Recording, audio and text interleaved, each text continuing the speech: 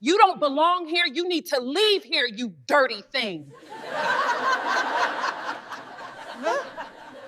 You need to leave. Now. Angel looked up from her champagne glass to find a woman standing over her, arms crossed, eyes cold as ice. The woman wore a wedding dress that probably cost more than most people's cars, and her face was twisted in disgust. This was Gertrude Smith, Marvin's sister, the bride whose special day Angel had been invited to share. "Excuse me?" Angel said softly, keeping her voice calm even though her heart had started to race. Gertrude leaned down, close enough that Angel could smell her expensive perfume. "I do not know what kind of game you are playing with my brother, but it ends today. Look at you." Her eyes traveled up and down Angel's simple black dress with pure contempt. "You show up to my wedding looking like you are going to a funeral. No jewelry, no style, no class. Did you really think you belonged here?" Angel felt the eyes of nearby guests turning toward them. Whispers started spreading like wildfire through the elegant ballroom.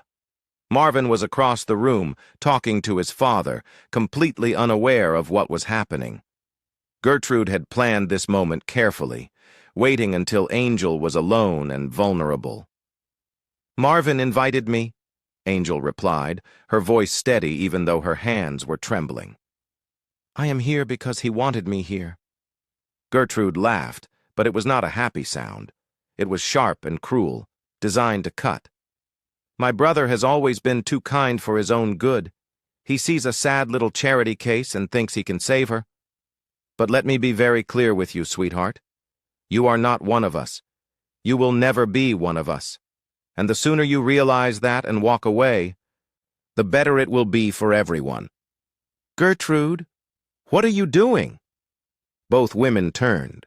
Marvin was walking toward them, his face confused and starting to show anger. Gertrude's expression changed instantly, transforming into a sweet smile that made Angel's stomach turn. "Just getting to know your little friend," Gertrude said innocently. "We were having such a nice chat, were we not, Angel?" Angel looked at Marvin, then back at Gertrude. She could expose what just happened. She could tell Marvin exactly what his sister had said. But something stopped her. Maybe it was pride. Maybe it was the knowledge that this was only the beginning. Or maybe it was because she wanted to see just how far this family would go before they learned the truth about who she really was. "Yes," Angel said quietly, her eyes never leaving Gertrude's face. "Such a nice chat." But as Gertrude walked away, her wedding dress trailing behind her like a white flag of victory, Angel made a silent promise to herself. These people wanted to judge her? Fine. Let them. Because when they discovered who she truly was, the look on their faces would be worth every single insult, every whisper, every moment of humiliation they were about to put her through.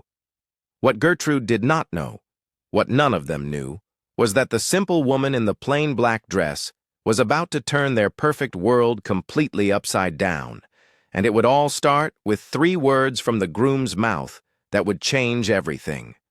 But that would come later. First, Angel had to survive the rest of this nightmare.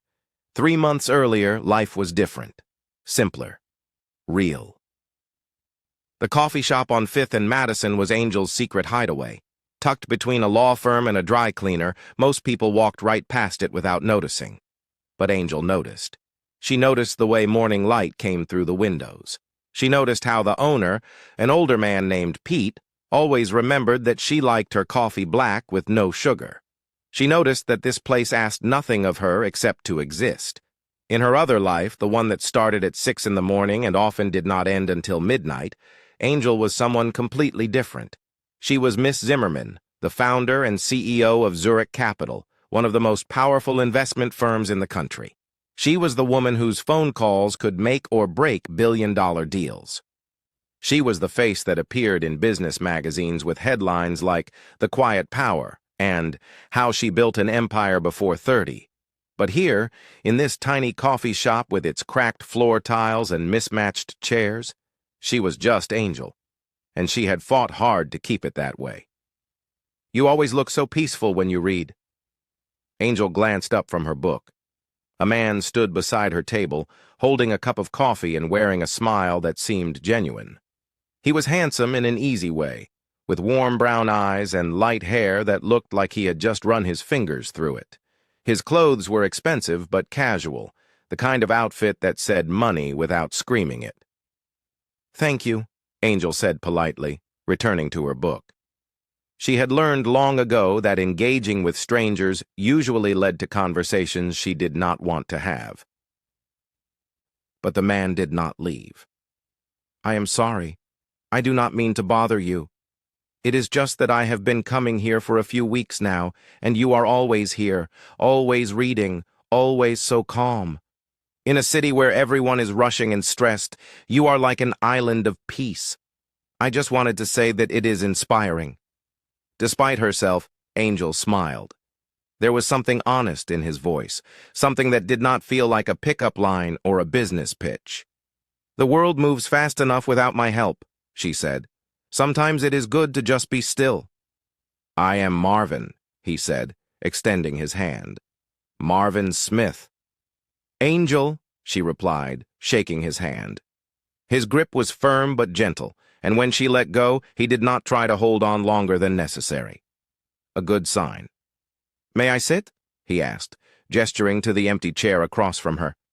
Angel hesitated. Every instinct told her to say no, to protect this space, to keep her two worlds separate. But something in Marvin's eyes made her pause. He looked tired. Not physically tired, but soul tired. The kind of tired that came from living a life that did not quite fit. "Sure," she heard herself say, and just like that, everything changed.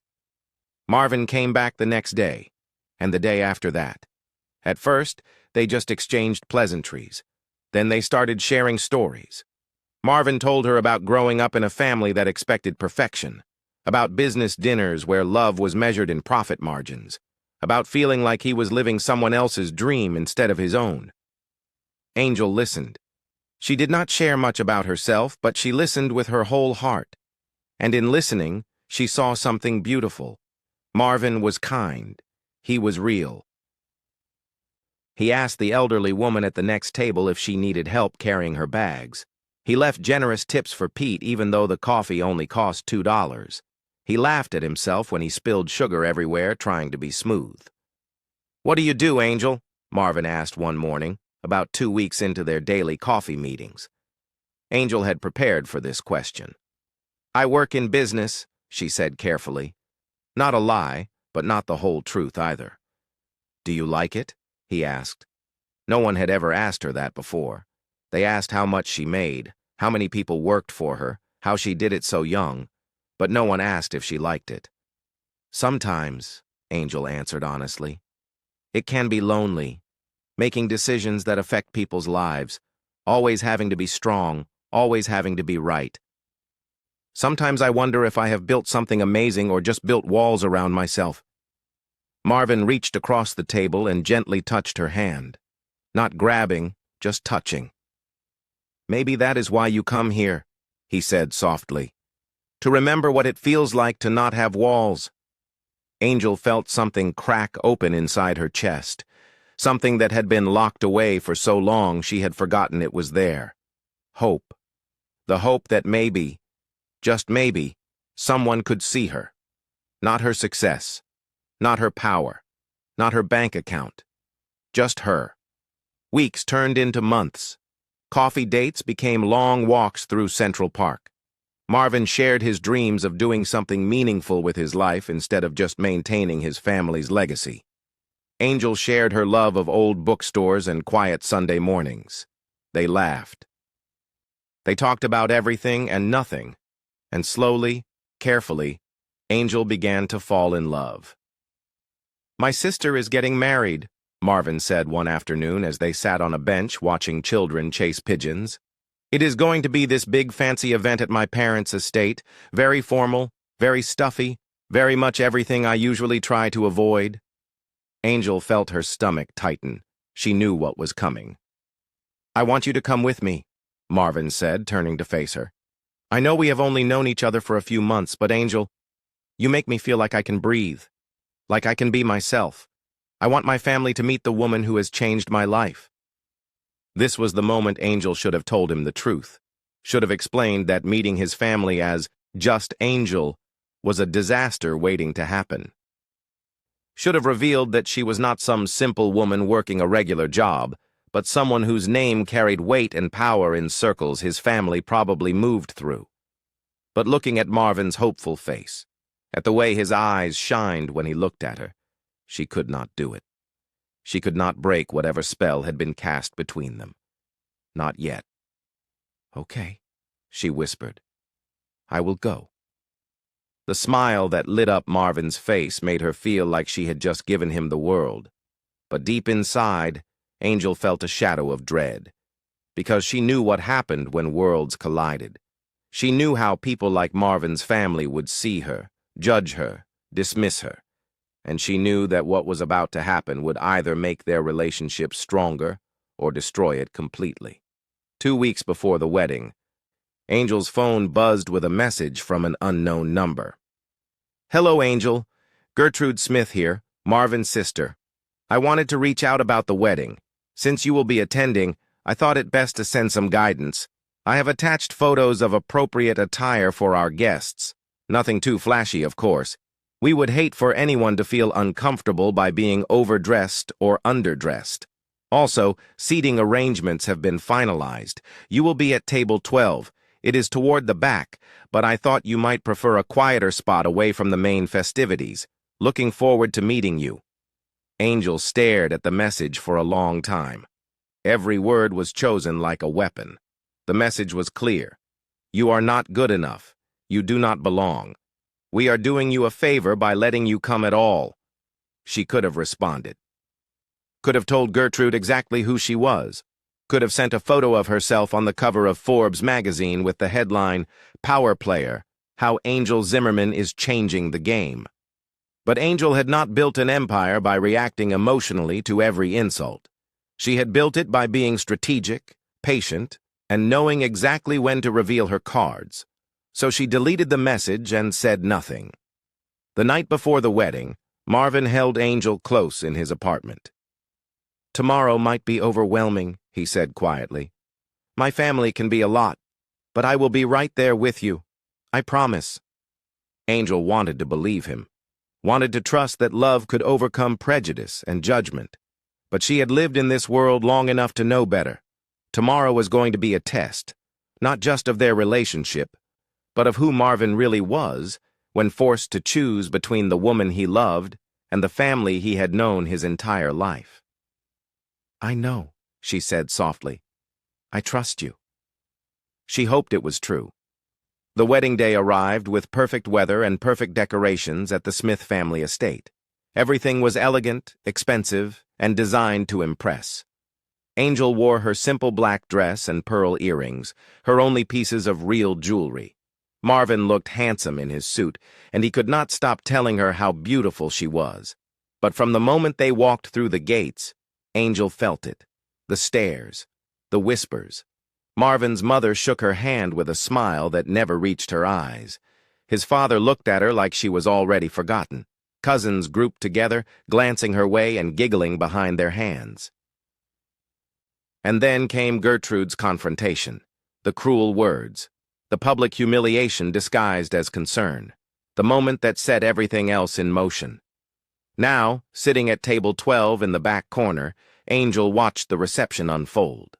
Marvin sat beside her, his jaw clenched, his hand gripping hers like he was afraid she would disappear.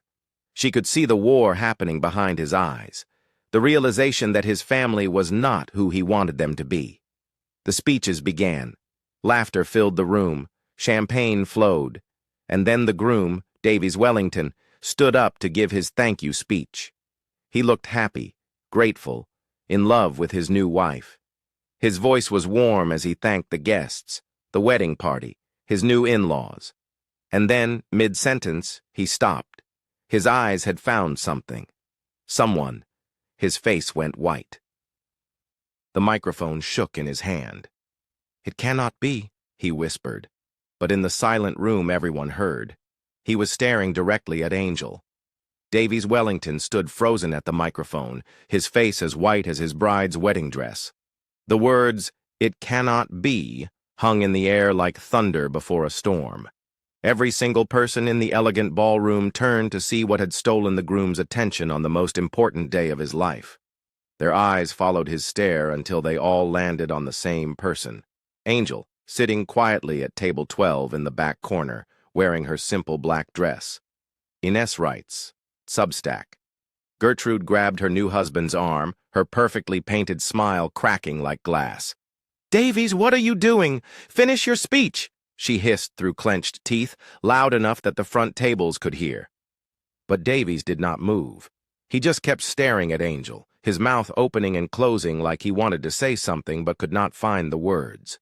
The microphone in his hand shook so badly that it made a screeching sound through the speakers. People started whispering. Marvin's grip on Angel's hand tightened until it almost hurt. "Angel, what is happening?" Marvin whispered urgently. "Do you know him?" Angel's heart was pounding so hard she thought everyone could hear it. She had met Davies Wellington exactly once, 3 years ago, when his company was about to collapse and he came to Zurich Capital begging for help. She had saved his business, invested millions, and asked for nothing except that he never mention her name publicly. Davies had agreed. He had called her Miss Zimmerman, thanked her with tears in his eyes, and promised he would never forget what she did for him. And now here he was, staring at her across his wedding reception, recognition dawning on his face like the sun breaking through clouds. Ines writes, Substack. "I need some air," Angel said suddenly, standing up. Her chair scraped loudly against the marble floor. Without waiting for Marvin to respond, she walked quickly toward the garden doors, her heels clicking against the expensive tile. She could feel every eye in the room following her. The whispers grew louder. Who is she? Why was the groom staring at her like that? What is going on? Behind her, she heard Davies say into the microphone, "Please excuse me for one moment," before the sound of footsteps followed her path. Angel pushed through the doors and into the cool evening air. The garden was beautiful, filled with white roses and twinkling lights, but she barely saw any of it. Her mind was racing. This was not supposed to happen. Not here. Not now. Davies was supposed to keep his promise. He was supposed to pretend he did not know her. "Miss Zimmerman, please wait." Angel turned around. Davies had followed her outside, leaving his own wedding reception behind. Up close, she could see the panic in his eyes mixed with something else. Gratitude. Deep, overwhelming gratitude. NDTV. "You should go back inside," Angel said firmly. "This is your wedding day." "I cannot believe it is really you," Davies said, his voice shaking. "When I saw you sitting there, I thought my eyes were playing tricks on me. Miss Zimmerman, what are you doing here? Are you friends with the Smith family?" "That does not matter," Angel said quickly, glancing back at the doors. She could see shadows moving behind the glass. People were watching. "Davies, you promised me you would never reveal our connection. Do you remember?" Davies nodded quickly. "Yes, of course. I would never break that promise. You saved everything for me. My company, my career, my future. I owe you my life. But Miss Zimmerman, you are sitting at table 12 like you are nobody. These people, the Smiths, they have been treating you like you are beneath them all day. Gertrude told me about you, about Marvin bringing some simple girl to the wedding. She laughed about it. She said—" He stopped, his face turning red with shame. "She said what?" Angel asked quietly, even though she already knew the answer. "Oxford Review. Terrible things," Davies whispered. "Things I should have stood up against but did not because I was trying to keep the peace. Miss Zimmerman, I am so sorry. If I had known it was you, I never would have let them speak about you that way." Angel felt a strange calm wash over her. This was the moment where everything could change. She could walk back into that ballroom with Davies and let him tell everyone who she really was. She could watch Gertrude's face fall. She could see Marvin's family realize their mistake. She could have her revenge served on a silver platter. But something stopped her. Because revenge was not why she was here. She was here because of Marvin, because of the man who made her laugh in coffee shops and held her hand in the park and looked at her like she was the most important person in the world, even without knowing about her power or her money. Ines writes, Substack.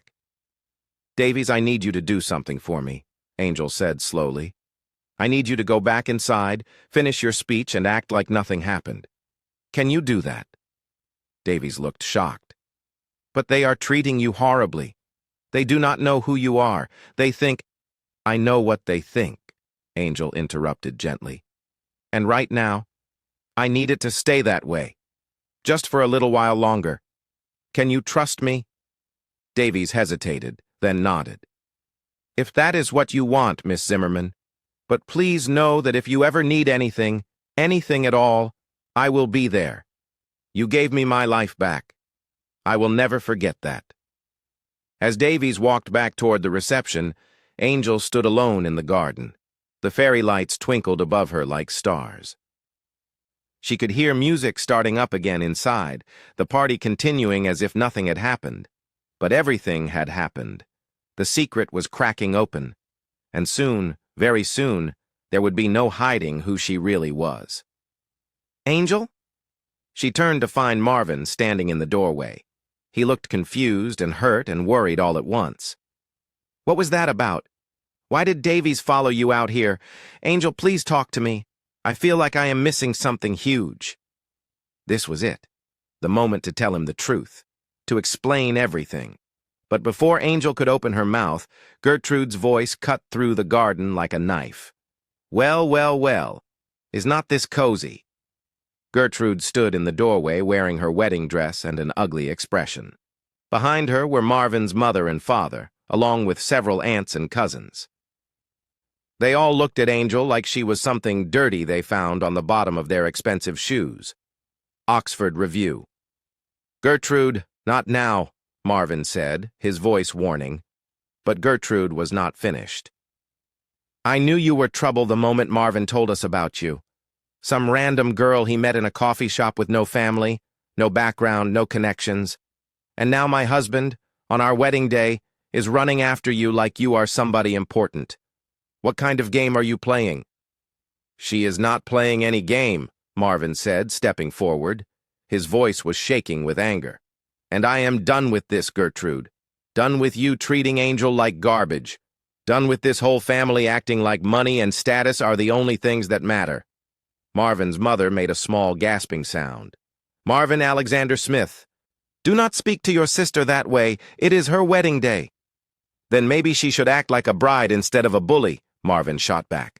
He turned to Angel, his eyes pleading. Let us just leave. Right now. We do not need to stay here and listen to this. Angel looked at Marvin, then at his family, then back at Marvin. She saw the choice he was making, saw him choosing her over them.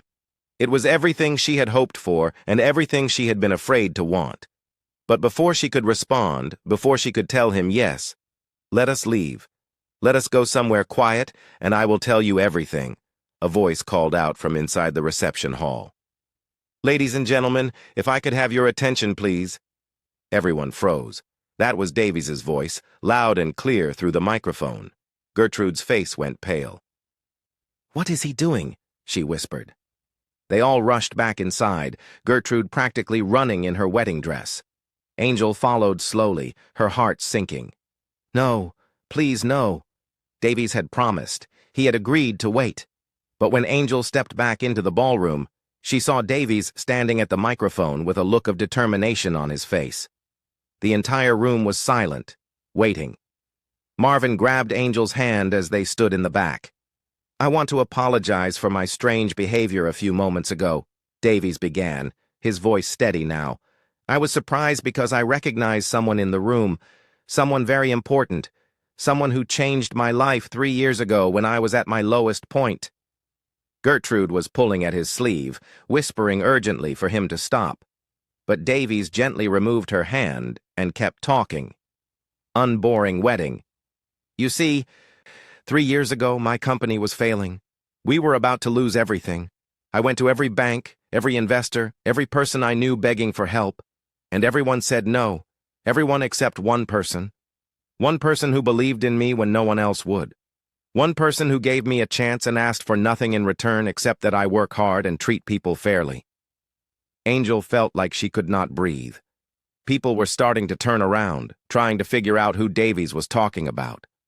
Marvin looked at her, questions filling his eyes. That person is here tonight, Davies continued. And I just found out that she has been treated very poorly by people who do not know who she really is. People who judged her by her clothes and her lack of jewelry instead of by her character and her heart. Davies, stop, Gertrude pleaded, her voice breaking. But Davies ignored her. So I want to take this moment to say thank you. Thank you to the woman who saved my life. Thank you to the woman who is worth more than everyone in this room combined. Thank you to... Suddenly the lights went out. The entire ballroom plunged into darkness. Women screamed, glass shattered. And in the chaos and confusion, Angel heard a voice whisper very close to her ear.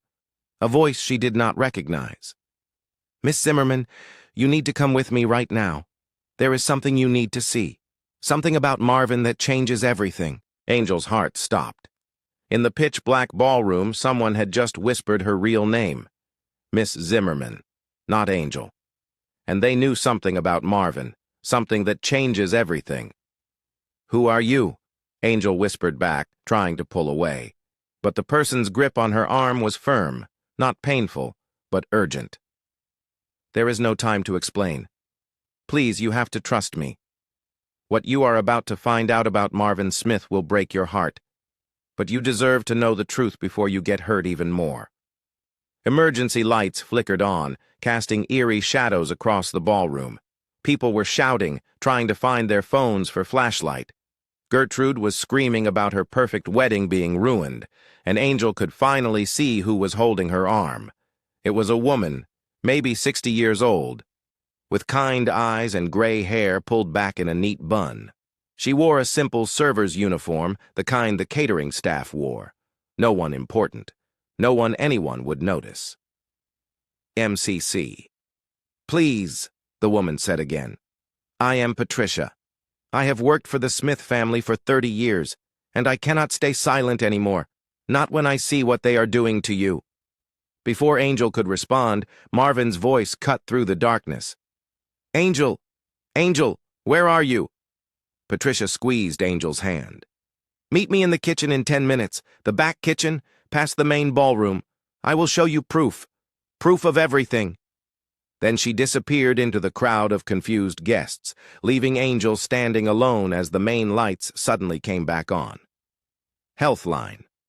The ballroom erupted with relieved chatter. Marvin appeared at Angel's side, his face full of worry. Are you okay? When the lights went out, I lost you. I was so scared. Angel looked at him, really looked at him, his warm eyes, his gentle smile, the way he held her hand like she was precious. Could this man, this kind man who bought her coffee and walked with her in the park, really be hiding something terrible? Could he be lying to her? Psychotherapy? I am fine, Angel said, but her voice sounded strange even to her own ears. At the front of the room, Davies was trying to calm everyone down. It appears we had a power surge. Nothing to worry about. Let us continue the celebration. But his eyes kept finding Angel in the crowd, questioning, concerned. Gertrude grabbed the microphone from her husband. Everyone, please return to your seats. Dinner will be served shortly. Her voice was tight with barely controlled anger. The perfect wedding was cracking, and everyone could see it. Marvin's mother appeared beside them, her face a mask of fake concern.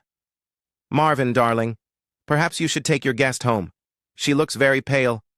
This evening has been quite overwhelming for someone not used to such events. Angel felt the insult land exactly where it was meant to. Someone not used to such events, someone who did not belong, someone beneath them. Oxford Review. Mother, stop it, Marvin said firmly. Angel is staying because I want her here, and if you cannot treat her with respect, then we will both leave. His mother's eyes went cold. I see. This girl has already turned you against your own family. How predictable.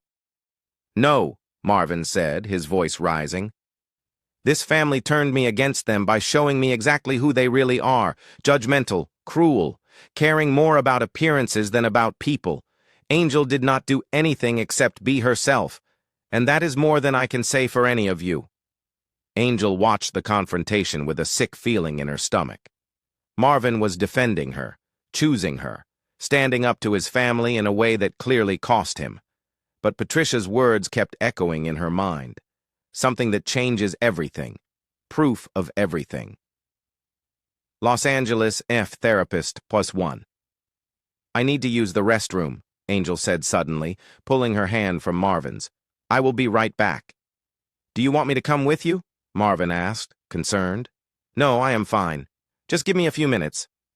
Angel walked away quickly, her heels clicking on the marble floor. She could feel eyes following her, whispers trailing behind her like smoke. But she did not care. She had to find Patricia, had to know what secret could possibly change everything. The main hallway was empty. Angel found a sign pointing to the service areas and followed it down a long corridor.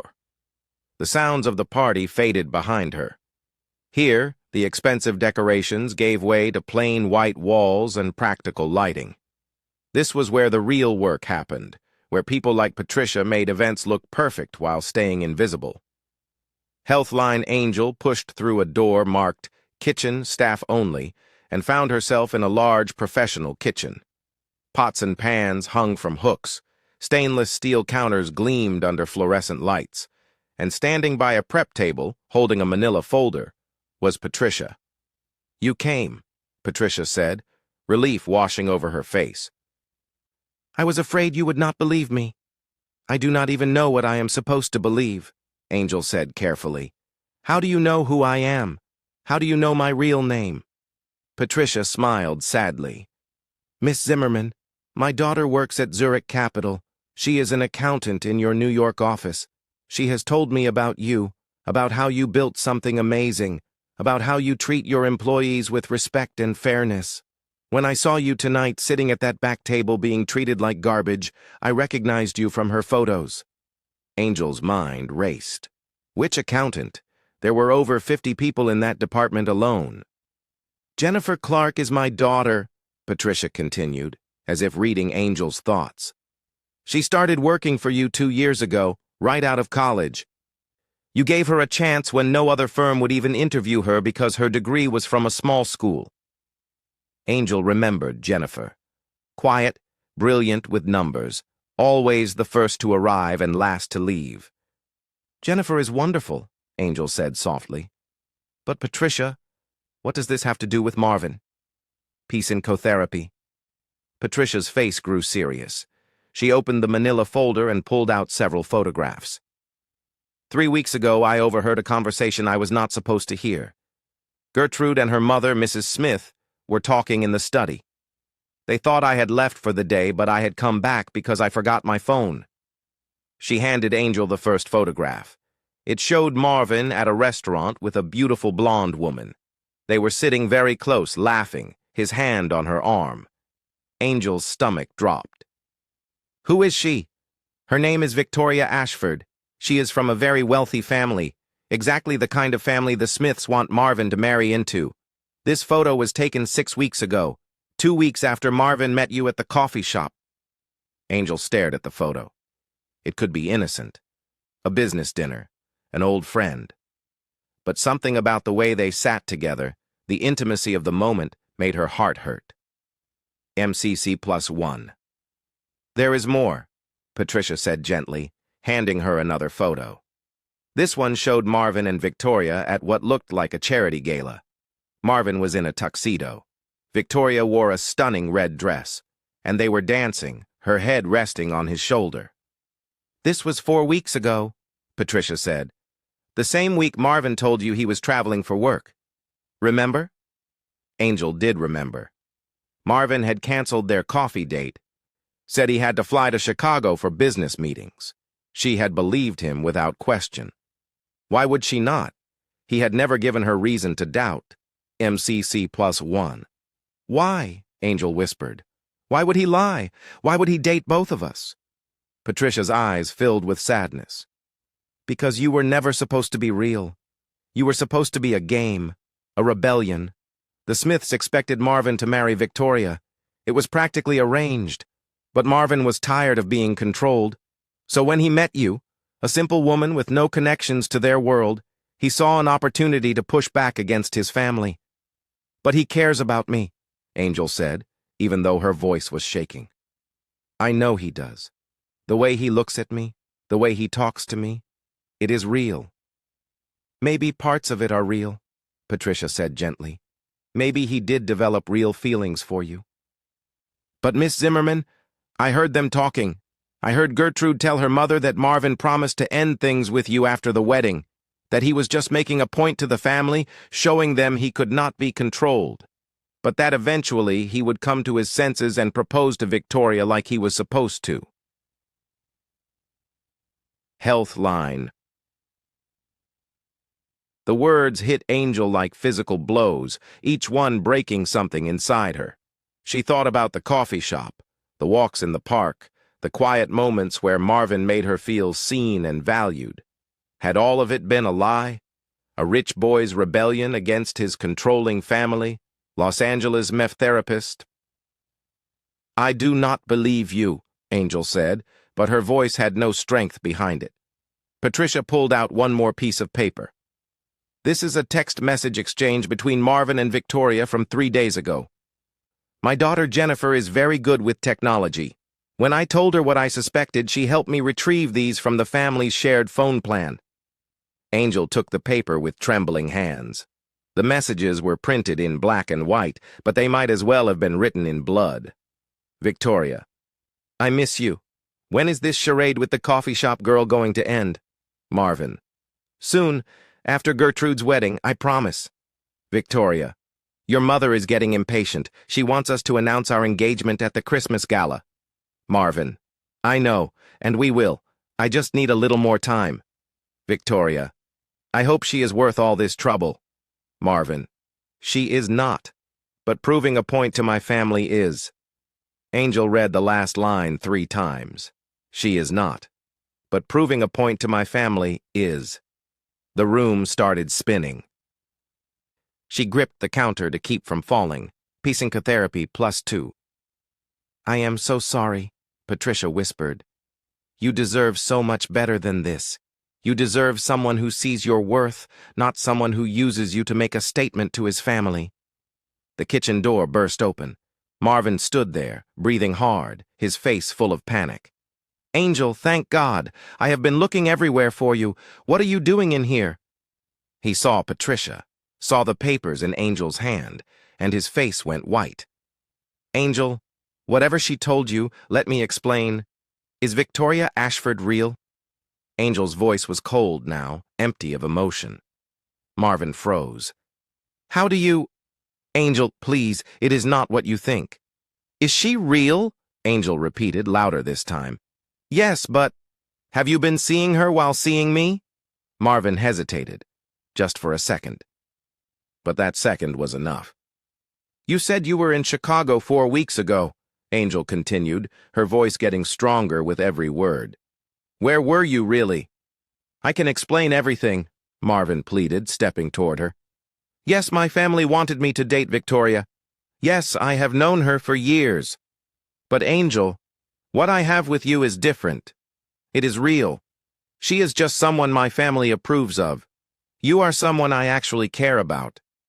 Someone you actually care about, Angel repeated slowly. But not someone you are serious about. Not someone you would choose over your family's approval. Just someone convenient for your rebellion. Psychotherapy. That is not fair, Marvin said, his voice cracking. You do not understand the pressure I am under, the expectations. My family has planned my entire life. Victoria has been chosen for me since we were teenagers. But then I met you, and you made me feel free. You made me feel like I could be myself. So I was your escape, Angel said. Your secret. Your way to feel rebellious while still planning to do exactly what your family wanted in the end. No, Marvin shouted. Angel, I love you.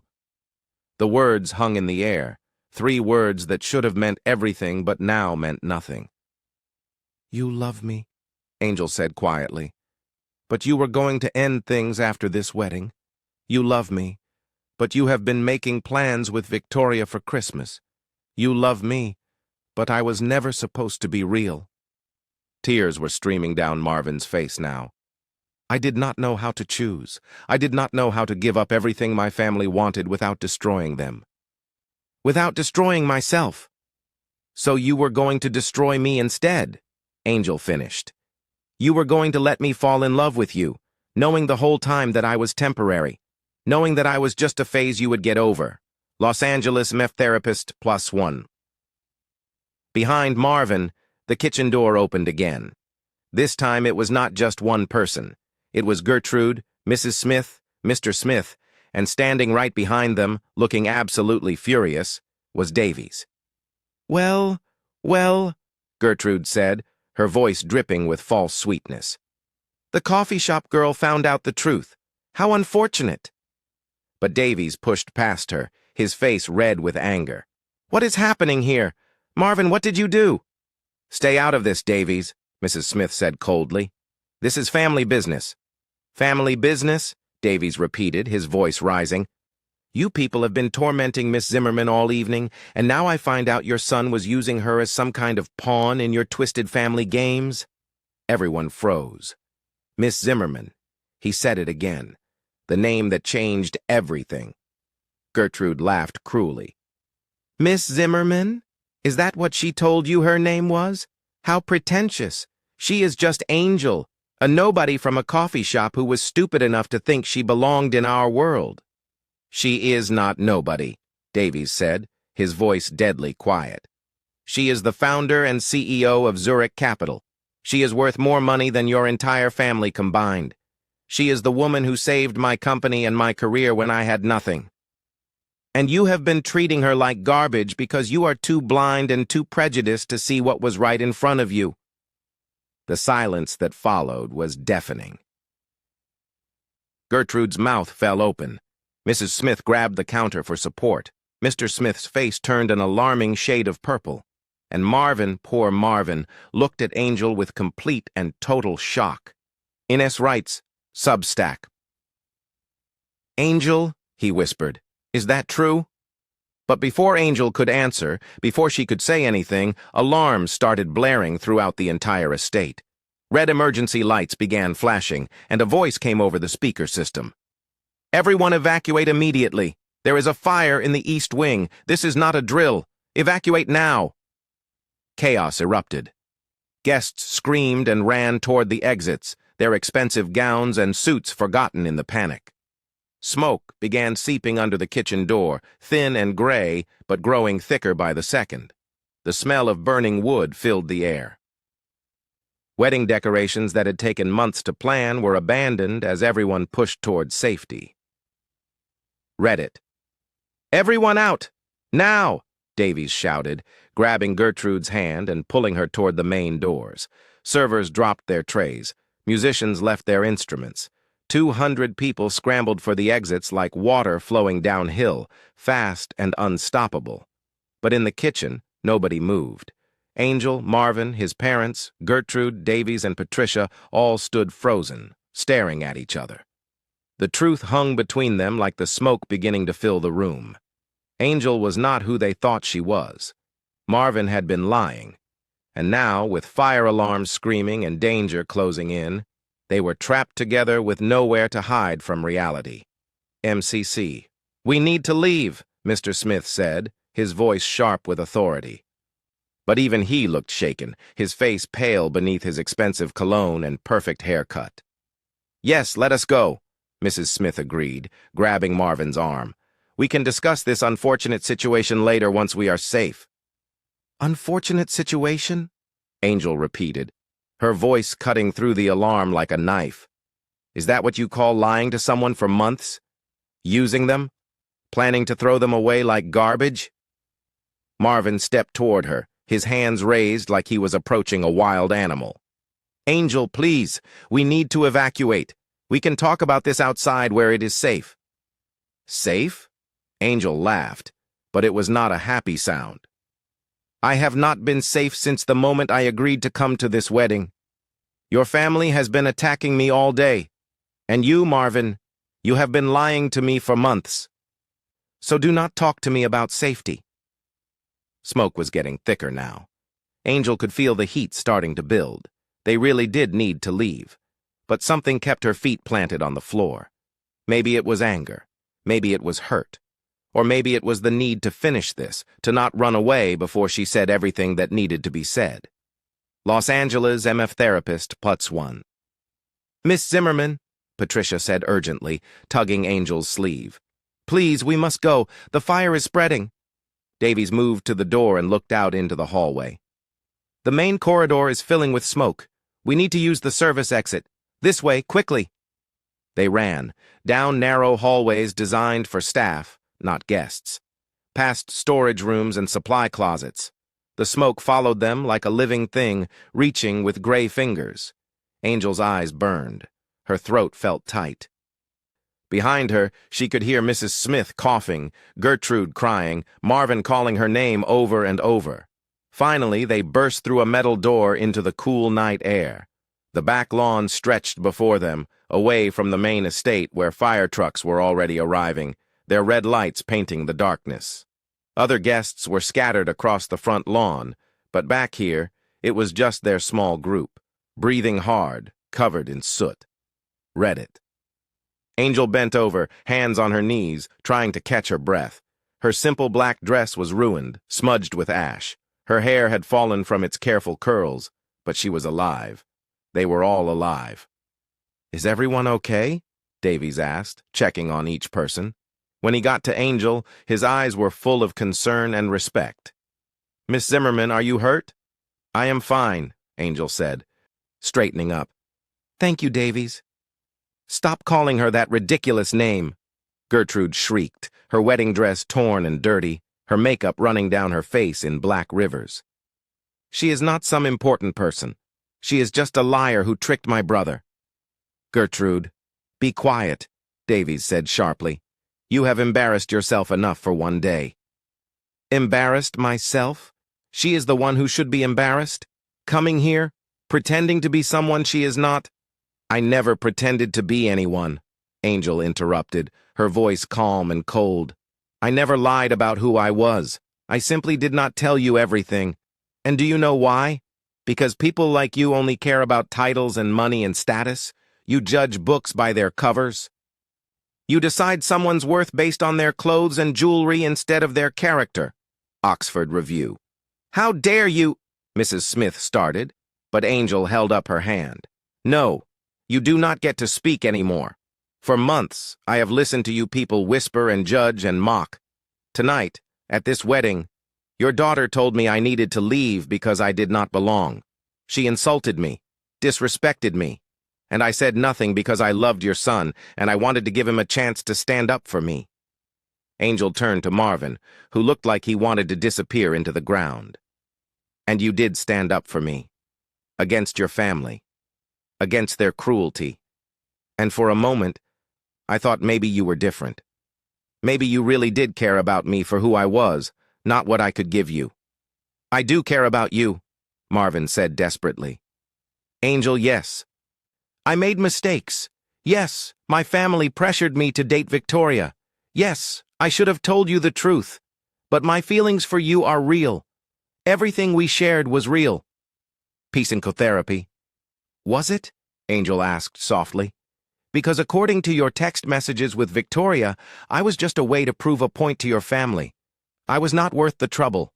Those were your exact words, Marvin. She is not worth the trouble. Marvin's face crumpled. Tears started falling, cutting clean lines through the soot on his cheeks. I did not mean it. I was angry at my family for controlling me. I said things I did not mean to make Victoria feel better. But Angel, I swear, I was falling in love with you. I still am. You cannot fall in love with someone while lying to them, Angel said, and her voice finally broke. Love requires honesty. It requires respect. It requires seeing someone as they truly are and choosing them anyway. You did not do that. You saw me as a rebellion, as a way to feel free from your family's control, but you never saw me as someone worth choosing over them. MCC+1. Mrs. Smith made a disgusted sound. This is ridiculous. Marvin, stop begging this woman for forgiveness. She is nobody. Even if she does run some company, she will never be one of us. She does not have the breeding, the connections, the proper background. The proper background? Angel turned her attention to Marvin's mother, and something in her expression made the older woman take a step back. Let me tell you about my background, Mrs. Smith. I grew up in a neighborhood where people did not have enough to eat. My mother worked 3 jobs to keep a roof over our heads. I studied by streetlight because we could not always afford electricity.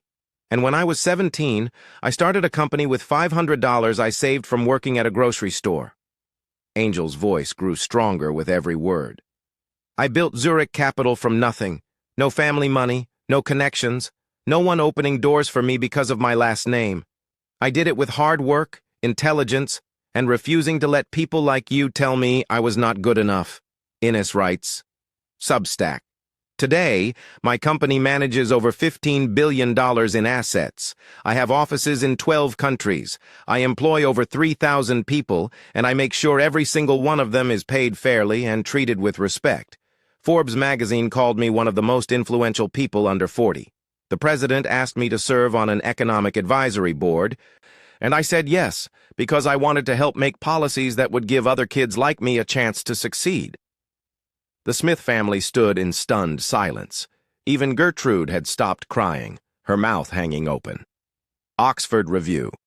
So when you talk about breeding and connections and proper background, Angel continued, understand that I earned everything I have. While you were born into wealth and taught to look down on others, I was learning how to survive, how to fight, how to build something meaningful. And yes, Mrs. Smith, that makes me better than you. Not because of my money, but because I know what it is like to struggle, and I use my success to help others instead of to make them feel small. Bright side. Davies started clapping, slowly at first, then harder, until the sound echoed across the dark lawn. That is exactly right, Miss Zimmerman. That is exactly right. Patricia was crying now, but smiling through her tears. My daughter was right about you. You are truly special. Mr. Smith cleared his throat uncomfortably. Miss Zimmerman, I believe there has been a grave misunderstanding. Perhaps we could start over, discuss some business opportunities. Our family has certain connections that could be valuable to someone in your position. No, Angel said simply. I do not do business with people who have shown me who they truly are. You had your chance to treat me with basic human decency, and you failed. All of you failed. Healthline. She turned to Marvin one last time. I did care about you. What we had in that coffee shop, those walks in the park, those quiet moments where it was just us, that was real for me. I let myself hope that maybe I could have both things. Success and love, power and partnership. Someone who saw past everything I built to the person I actually am. Marvin reached for her hand, but Angel stepped back. But you taught me an important lesson tonight. You taught me that I cannot trust someone who hides me away, someone who makes plans behind my back, someone who sees me as temporary while promising me forever. So thank you for that lesson. It hurt, but I learned. Peace and Co-Therapy +1. Angel, please, Marvin sobbed. Do not do this. I will fix it. I will end things with Victoria right now. I will stand up to my family. I will choose you. Just give me another chance. You already had your chance, Angel said softly. You had months of chances, and you chose to lie. So now I am making a choice too.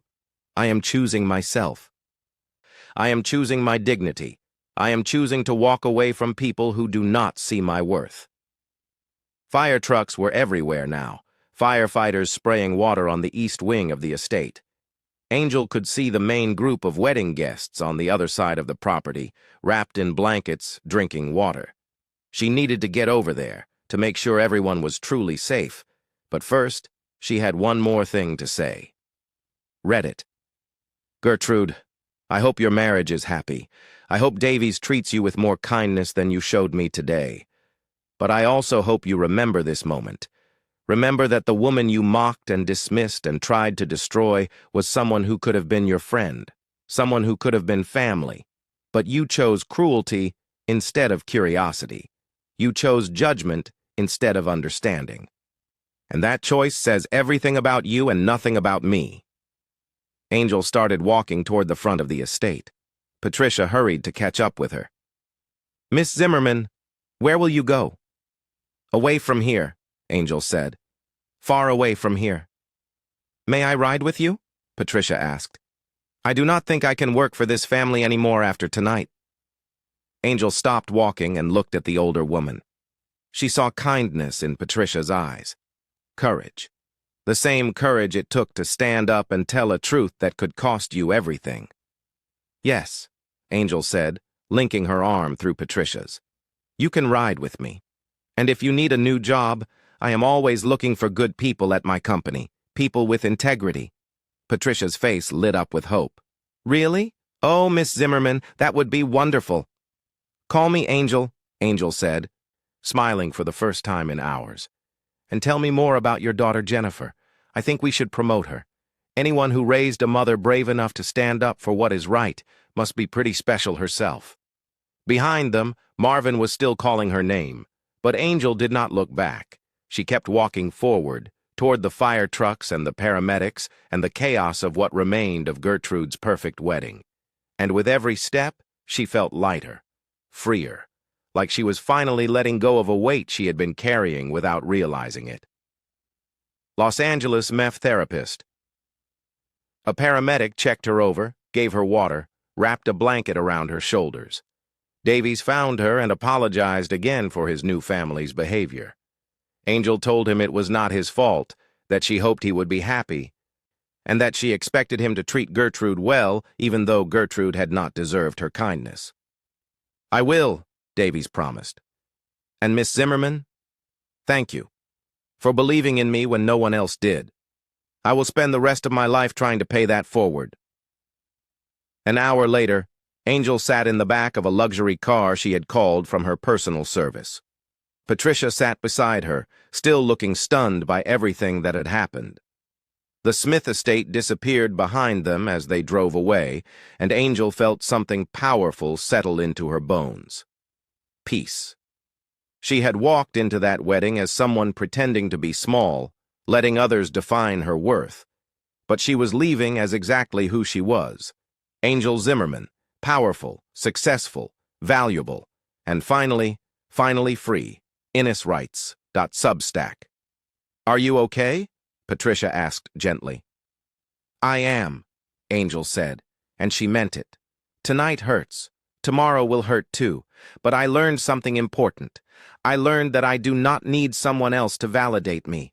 I do not need to hide who I am to make others comfortable, and I do not need to accept crumbs of affection from people who should be offering me the whole table.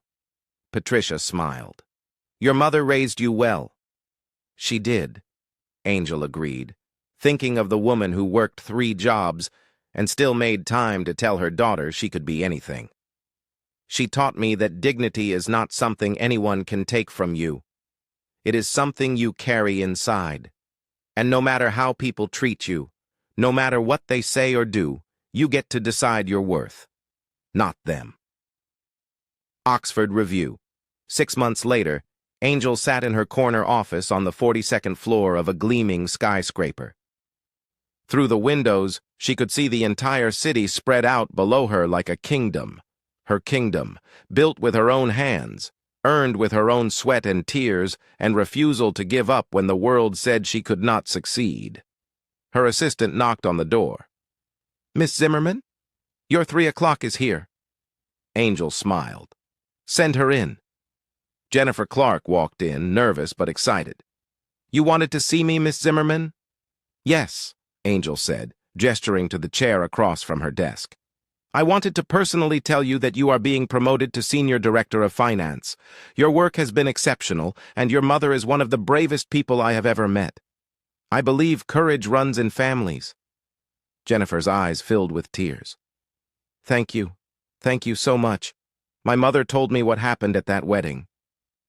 I am so sorry you had to go through that. Do not be sorry, Angel said. That night taught me exactly who I am and what I deserve. And it led me here, to this moment, where I get to promote brilliant women and build a company based on respect and integrity instead of cruelty and judgment. So in a way, that terrible wedding gave me a gift. After Jennifer left, Angel turned back to her windows and her view of the city. Somewhere out there, Marvin was probably living his life. Maybe he married Victoria like his family wanted. Maybe he learned from his mistakes. Angel did not know and did not care. She had moved forward. She had healed. And she had built something even stronger than before. Los Angeles' meth therapist, because Angel had learned the most important lesson of all. You teach people how to treat you. And when someone shows you they do not respect you, you do not try to earn their respect. You simply walk away. You hold your head high. You remember your worth. And you keep building your empire, one honest decision at a time. That night, Angel went home to her apartment, made herself tea, and sat by the window watching the city lights twinkle like stars. She thought about the girl she used to be, working at a grocery store and dreaming impossible dreams. And she smiled, because that girl had done it. She had built something beautiful, not just a company, but a life filled with dignity, respect, and the unshakable knowledge that she was enough. Exactly as she was. Always had been, always would be, always would.